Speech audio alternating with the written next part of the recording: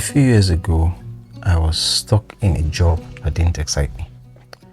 I was working in public health, writing reports, sitting in meetings, but something felt missing.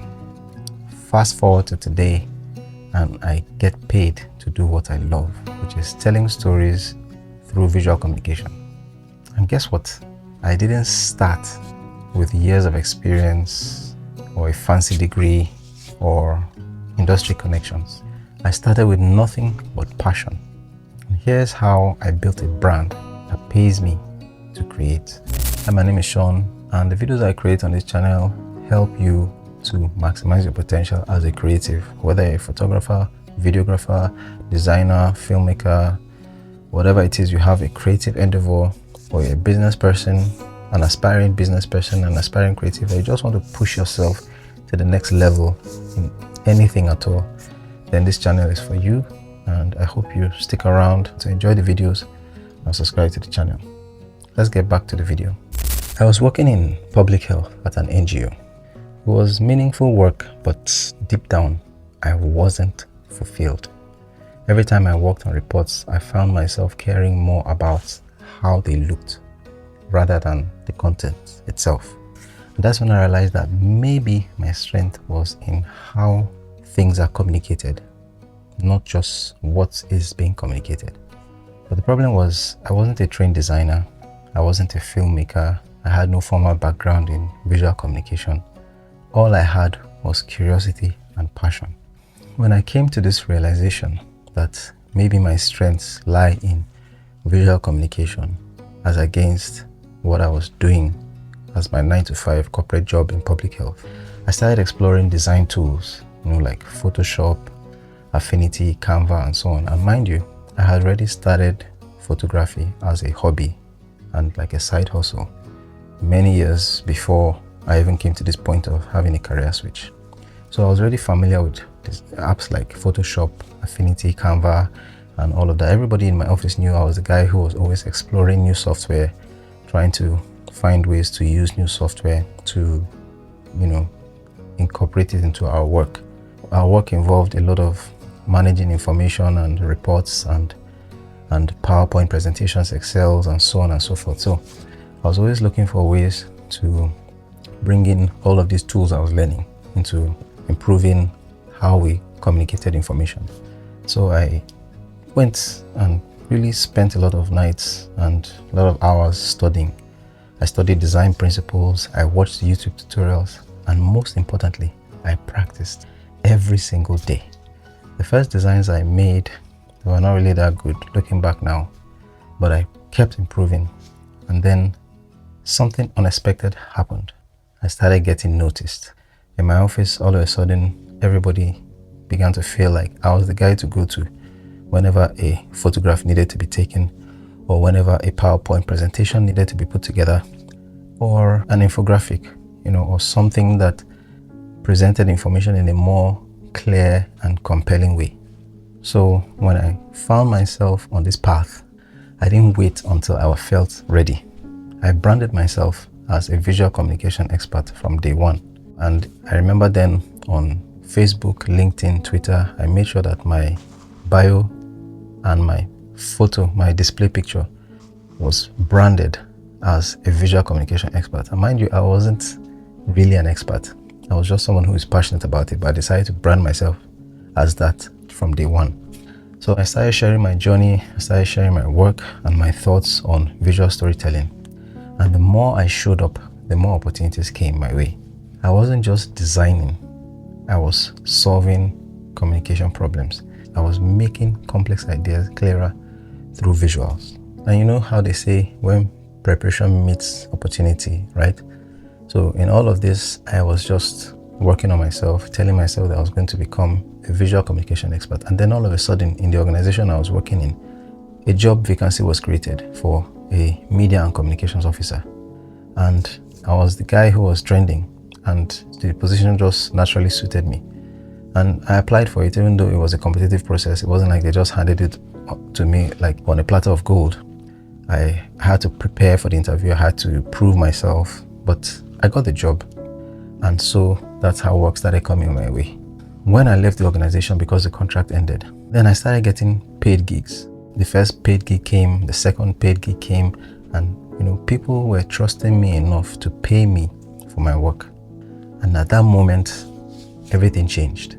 The money wasn't big, but it proved one thing, that people would pay me for my skills. I just had to refine those skills. So from that moment on, I refined my offer. I learned how to price my work and started attracting more clients. I realized that people don't just pay for visuals, they pay for solutions, they pay for clarity, they pay for impact. And the more I could show that my work could create impact, could make things clearer, could add value, then the more I increased my chances of getting paid. And so that's what I focused on delivering. I focused on delivering solutions, I focused on delivering impact. So if you're watching this thinking, I have a skill, but I don't know how to turn it into something real, here's what worked for me, and it can work for you too. Step 1 is identify your strengths and your passions. What excites you? Lean into those things that excite you. For me, I had to take time and think, this work I'm doing, being paid 9 to 5 in public health, it's meaningful, it's making a difference in the world, but it wasn't really exciting me in terms of my passion. It wasn't, and I'm the kind of person that I'm very driven. I like to be driven by passion. So I asked myself, what am I good at? What have I been good at right from when I was a kid? And it has always been around art, creative expression, design, drawings, paintings, artworks, anything creative. And so I decided that, okay, these are my strengths, this is my passion, and I'm going to focus on it. Step 2 is learn and build skills. You don't need formal education, you just need commitment. You don't need to pay money to enroll in a course. There are so many ways that you can learn and build skills. You can learn from watching others, you can learn from being an apprentice, you can learn from YouTube, you can learn from other online sources, and you can also learn by practice. The third thing is to put yourself out there. Post your work, share your thoughts to your network, join networks, and show yourself, show your color. That's what I did. I started putting articles on LinkedIn. I started putting my designs out there. I started putting my photographs out there. I started writing about my experiences as a creative. I started writing about my experiences going to shoot a documentary or take photographs of a project. I started putting out my PowerPoint presentations and PowerPoint design skills and graphic design skills. I just started putting out there, whether it was good or not, I started putting it out there. So you need to post your work, you need to share your content. And then the fourth step is that you need to take risks. You can do free work if needed, but always have a strategy. Take risks, go out there and commit to a project, commit to an assignment, even if it's a free job, whatever the task is. Whatever the task is, you need courage. The first time I went out to shoot a documentary, I'd never done it before. All I knew about shooting a documentary was what I learned on YouTube and what I saw other people doing. But I took a risk. I went out there and I shot my first documentary. And now, many years later, I'm still getting paid to shoot documentaries, and I've shot many, many documentaries. The fifth step is charge for value. People don't pay you for what you do. They pay you for the value that you bring, for the impact, for the change that you make. So focus on value, all right? Don't just focus on, yes, I can do photography, but focus on the problem that you're trying to solve for the client. Focus on the value you're adding. Focus on the impact of that PowerPoint presentation. And I'm using my own creative endeavors as an example, but for you, it may be any other thing. You may decide that you want to quit your 9 to 5 and go into baking because you feel like you have the creative flair to bake beautiful cakes and so on. So think about the value.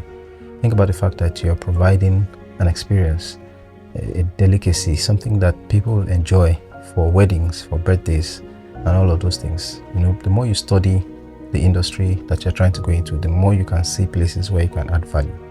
And that is what you're really selling. And that's really going to improve or help your pricing and your ability to make money in your creative endeavor. So finally, I'll say, if you're stuck in a job that you don't love, but you have a creative fire inside of you, start now. Build your skills, put yourself out there, and trust the process. If I could do it, so can you. The only question is, are you ready? Are you ready to take that first step? If this video resonated with you and you felt inspired or touched or triggered by anything I said, please be sure to check out the other videos on the channel. And if you find value in my videos, please subscribe, share, like, comment. I'll see you in the next video.